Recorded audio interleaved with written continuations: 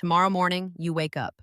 But something is wrong. The hands in front of your face aren't yours. The voice that comes out when you try to speak isn't yours either. You look in the mirror, and a stranger looks back. Somehow, impossibly, you are now living inside someone else's body. It sounds like science fiction. But the question underneath it isn't fictional at all. What actually makes you, you? Is it your body, your face?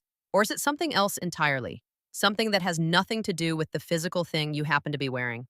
Neuroscientists have been quietly answering this question for decades, and the answer is stranger than almost anyone expects. In 1998, researchers Matthew Botvinnik and Jonathan Cohen ran an experiment that changed how scientists understood the relationship between your mind and your body. It's called the rubber hand illusion. A person sits with one real hand hidden from view, while a fake rubber hand sits visible in front of them. A researcher strokes the rubber hand and the hidden real hand at exactly the same time, over and over. Within minutes, something remarkable happens. The person's brain begins to accept the rubber hand as their own. If you threaten to hit the rubber hand with a hammer, people flinch. Their brain has been convinced, entirely through synchronized sensation, that a piece of rubber is now part of their body. This tells you something unsettling. Your sense of ownership over your own body isn't fixed. It's constructed. Moment to moment, your brain is making a judgment call about what counts as you, based on patterns of sensory information. And that judgment can be fooled. If your brain can be tricked into thinking a rubber hand belongs to you, what happens when the deception gets more sophisticated? In 2008, researchers Henrik Ehrson and Valeria Petkova took this further.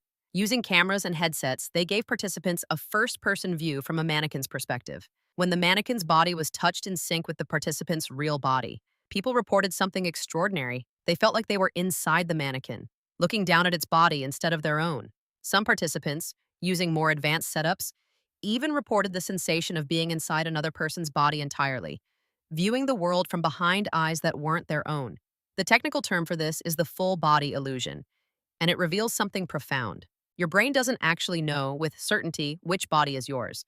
It's making a best guess constantly based on what your eyes see and what your skin feels matched together in time, which raises the real question at the center of this entire idea. If your body isn't fixed in your brain's understanding of self, then what is? Philosopher Derek Parfit spent much of his career on exactly this question, and his answer challenges almost everyone's intuition. Parfit argued that personal identity isn't about having the same body or even the same brain over time.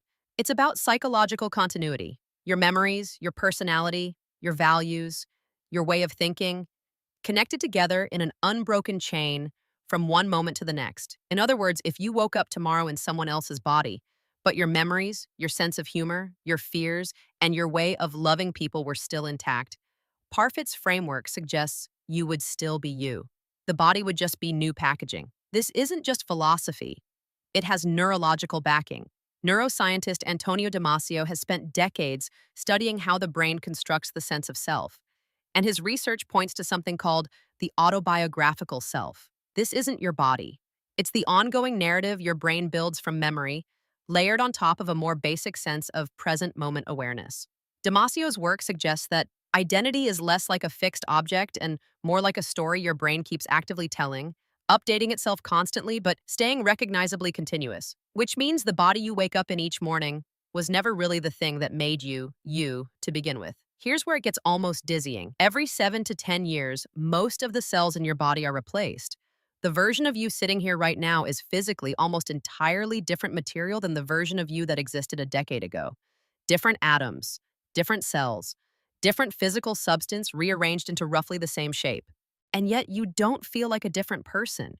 You feel continuous, connected to a 5-year-old version of yourself you can barely remember, and to whoever you'll be decades from now through nothing but a thread of memory and psychological continuity. In a very real sense, you already wake up in a new body every single day. It just happens slowly enough that you never notice. So imagine, for a moment, that tomorrow it happened all at once instead of gradually.